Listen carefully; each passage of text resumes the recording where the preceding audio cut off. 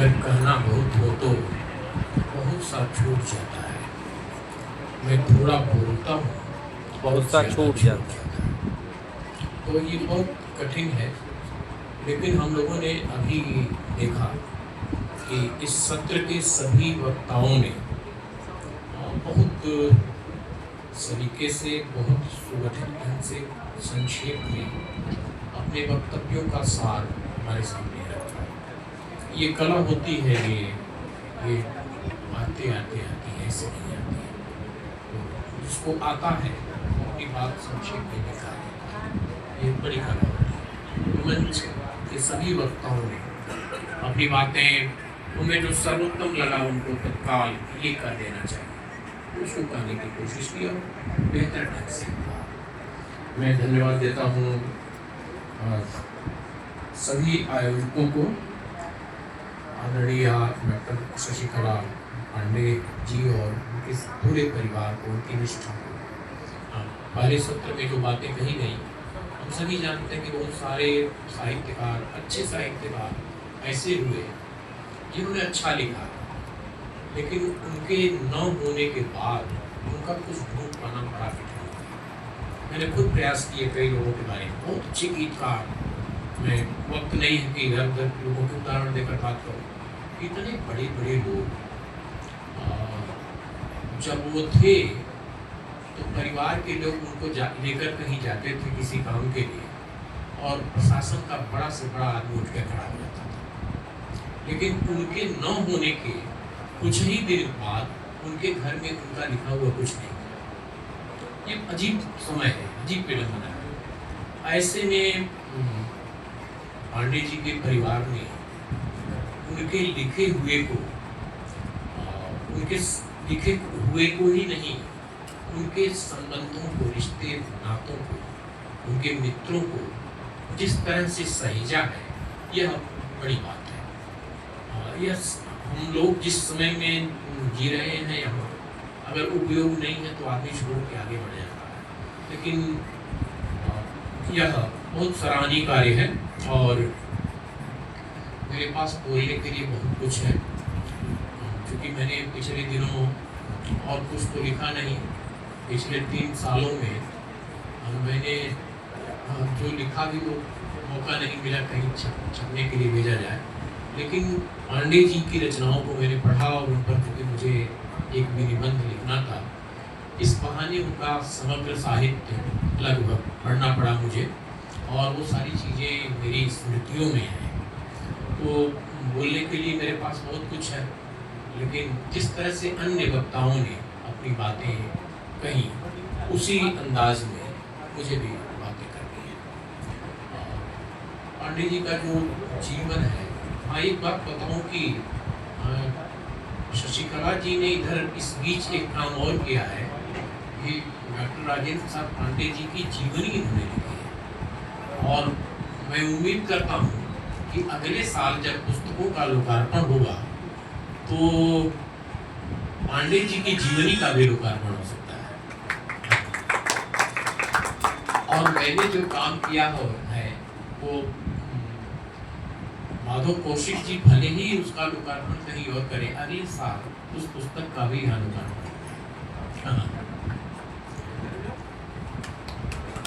जब मैंने उनको पढ़ा, देखा, समझा, जाना, तो ये जाना कि वह इसी भारतीय समाज के व्यक्ति थे, और जिस तरह से सभी कवियों, शायरों, लेखकों का जीवन हम लोगों ने पढ़ा है, ज़्यादातर लोगों ने अपने जीवन के आरंभिक दिनों में बहुत संघर्ष किया है, और आश्चर्य होता है लोगों को पढ़ करके कि क्या कभी ये व्यक्ति ऐसा ना होगा। पांडे जी का जीवन भी उससे अलग नहीं था। उनका जो बचपन है, वो बचपन की जो आरंभिक पढ़ाई के जो दिन है, और जो उनका परिश्रम और उनका संघर्ष है, इतना ही नहीं जो कई भाई बहन थे, तो जो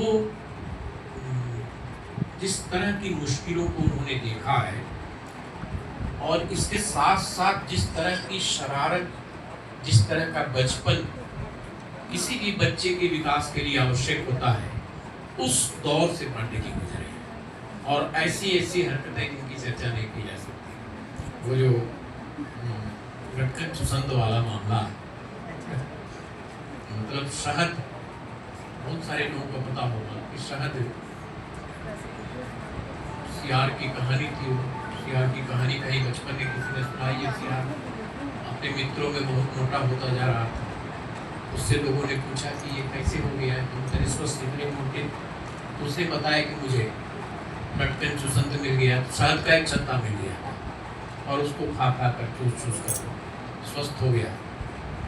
और फिर उसी क्रम में वह खोजते खोजते एक बार एक शहद के ऐसे छत्ते के पास पहुंच गया जहाँ बहुत सारी मधुमक्खियाँ थी। उन मधुमक्खियों ने उसको काट लिया, वो मरणासन्न हो गया।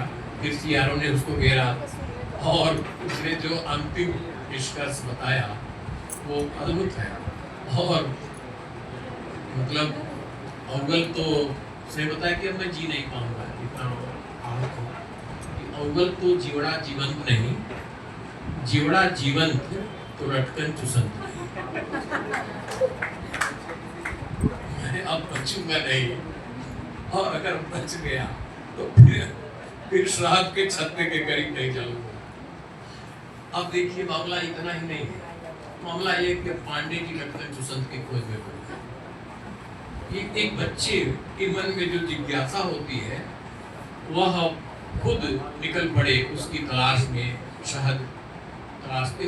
बड़ी मजेदार कहानी है।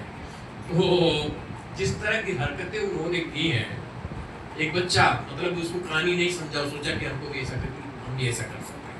तो बहुत रोचक उनका जीवन है। और शशिकला जी अपनी पुस्तक पूरी कर लेंगी, थोड़ा सा काम उसमें और है जिसको उन्होंने बताया नहीं है। तो एक मजेदार जीवनी होगी और बहुत मतलब रोचक, सबके पढ़ने लायक होगी। वो किसी विद्वान, किसी हिंदी और संस्कृत और अंग्रेजी के निष्णात विद्वान की जीवनी से नहीं होगी, वो किसी अधिकारी की नहीं, बल्कि एक बच्चा जो सहज ढंग से जीवन में आगे बढ़ता है उसकी जीवनी होगी। एक अच्छी किताब होगी जिसकी हम लोग उम्मीद करते हैं।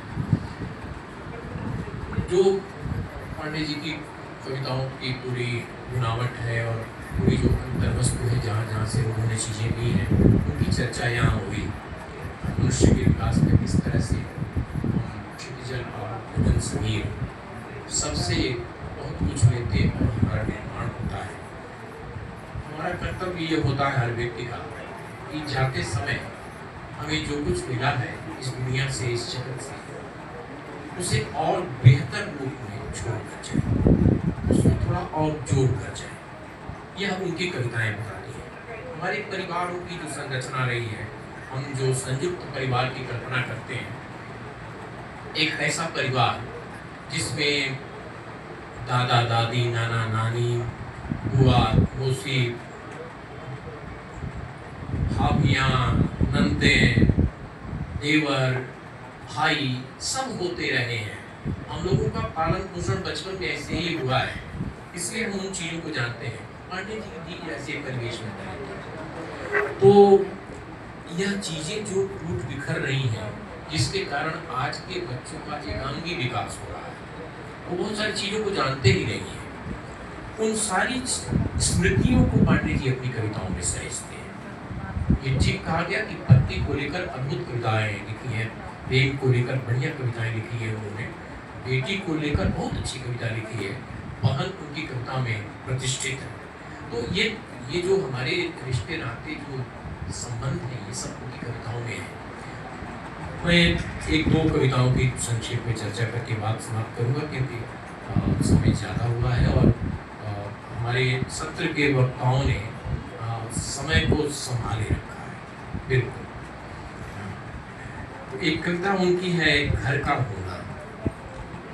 इसमें वो बताते हैं कि किस तरह से सुबह होती है, परिवार है, घर में बहुत सारे लोग हैं, तो बच्चे हैं, और इस सब के बीच सुबह होती है परिवारों की, मतलब गाँव घर जो संयुक्त परिवार है वो जागता है। उसका बड़ा खूबसूरत चित्र खींचा है उन्होंने। इस कविता की चूंकि चर्चा नहीं हुई इसलिए मैं इसकी चर्चा कर लीजिए। सुबह हो गई है, घर चहक रहा है। गायें भैंसें पेट से भर थानों से निचोड़ गई हैं। बर्तन खड़क रहे हैं। संबंध केतली की चाय, गिलास के मट्ठे, तवे की रोटी, कटोरी के चने और हाथ के अचार की तरह मांग रहे हैं। बहू बाबूजी पुकारती है, माँ बेटे बेटे हुंकारती है, बेटी भाई को संवारती है, बच्चा किरकारी मारता है। नहाए धोए संवेदन स्कूलों के लिए सज रहे हैं। सुखों के छोटे छोटे पियानो बज रहे हैं। ये अद्भुत प्रयोग है। ये सब जो बर्तनों का संगीत है, जो बोलने का संगीत है, जो पुकार है, जो प्रेम है, जो चाय की केतली है, ये सब आपस में मिलकर पियानो की तरह से बज रहे हैं। बहुत बढ़िया प्रयोग किया।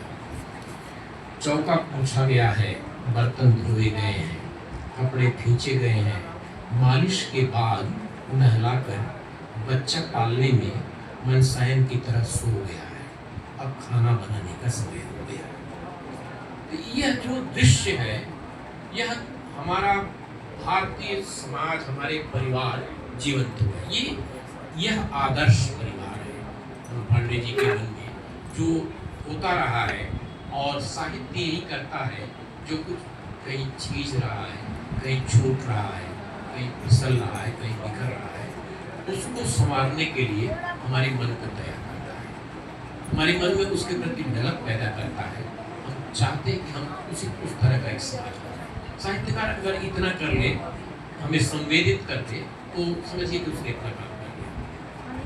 एक कविता की चर्चा में और करना चाहता हूँ। उनकी कविताओं की जो अंतर्वस्तु है, उसमें जो हमारा आज का समय है, जो समय की विसंगतियाँ, विडंबनाएं वगैरह वगैरह हैं, वो सब तो आएंगे, लेकिन जिस परिवेश में उनका पालन पोषण हुआ, जो उनका बचपन है, जो बचपन के दिन है, जो उनके भीतर एक किसान मन है, जो गृहस्थ है, वह उनकी कविताओं में बार बार झलकता है। एक चीज और, क्योंकि कविता का सत्र है, उनकी कविताओं में व्यंग्य बहुत है। मैंने ऊपर लिखा, उनकी व्यंग्य कविताओं की चर्चा की है, और व्यंग्य बहुत है ऊपर। मैं सिर्फ इसलिए चर्चा कर दे रहा हूँ कि वो एक बड़ा सबल पक्ष है, जिसमें वो तमाम सारे लोगों पर व्यंग्य तो करते हैं, राजनीति पर व्यंग्य करते हैं, अधिकारियों पर व्यंग्य करते हैं, साथ साथ वह साहित्यकारों पर व्यंग्य करते हैं। उसमें कहते हैं, हाय हाय मुझसे उद्घाटन करवा लो मुझे कहते कि बना लो, मुझे विशिष्ट अतिथि बना लो। तो ये जो हाय हाय मची हुई है आज पद और प्रतिष्ठा के लिए, इन सारी चीजों पर वो व्यंग्य करते हैं। मैं एक दूसरी कविता की चर्चा करने जा रहा था, देहाती आमंत्रण नाम की कविता है। इसमें उन्होंने गांव के परिवेश की चर्चा की है, और पति पत्नी के संबंधों की चर्चा की है, इसमें परिवार की चर्चा की है, समाज की जो विकृतियाँ हैं उनकी चर्चा की है, गांव में जो अन्य समस्याएं हैं उन सब की चर्चा की है, लंबी करता है। उसका एक अंश मैं पढ़ता हूँ, और उसमें अंत में वह कुछ बहुत अच्छी बातें भी करते हैं, कुछ अच्छे संकेत भी करते हैं। हाथ जोड़ जयराम संदेशा कह देना, नाथ गोद भयवाद मिताई कब से बुला रहे हैं, तिथि त्योहार परोजन मेला सब कुछ भुला रहे हैं, ऐसा भी क्या काम संदेशा कह देना। बड़का दफ्तर में बाबू है, छुटका लगभग नेता, मजला उन दोनों को पानी पी कर कहानी देता, कोई काम धाम संदेशा कह देना, परधानी में सिर फूटे हैं, घर घर आग लगी है, घर वाली भी ताके मौका, नौकी साथ जगी है, क्या होगा अंजाम संदेशा कह देना। इसमें प्रकृति की चर्चा करते हैं, गांव में जो छोटी छोटी खुशियां हैं, जो उपलब्धियां हैं, उनकी भी चर्चा करते हैं। नैसर्गिक सौंदर्य का वो चित्रण उस कविता में है। उसमें अंत में आता है, जून पसेरी, जून माने दोनों जून, जून पसेरी दूध दे रही, नीचे चंदुली पड़िया, थक्केदार मलाई वाला दही छकाए हड़िया, है मुर्रा सरनाम फरीसा कह देना, भैंस ने बच्चा दिया है।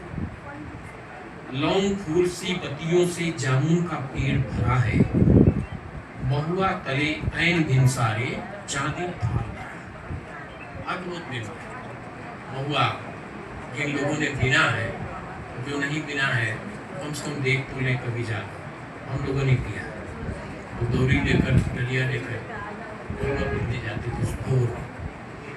तो लौंग फूल सी बत्तियों से जामुन का पेड़ भरा है, महुआ तले ऐन भिनसारे चांदी थाल धरा है, झुका टिटोरा आम समेशा कर दे। तो ये जो समूचा गांव है वह अपनी कमजोरियों, अपनी बुराइयों, विकृतियों के साथ जो सुंदरता है उसकी, जो उसकी उपलब्धियां हैं, वो सारी चीजें पांडे जी की कविताओं में